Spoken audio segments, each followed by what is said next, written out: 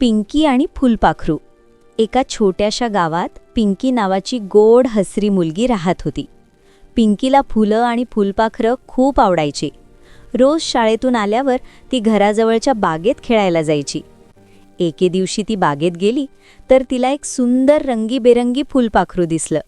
त्याचे पंख निळे, पिवळे आणि गुलाबी रंगाचे होते. पिंकी आनंदाने म्हणाली, "वाह, किती सुंदर आहेस तू." पिंकी हळूच त्याच्या मागे जाऊ लागली, पण अचानक फुलपाखरू उडता उडता खाली पडलं. त्याचा एक पंख थोडासा जखमी झाला होता. पिंकीला खूप वाईट वाटलं.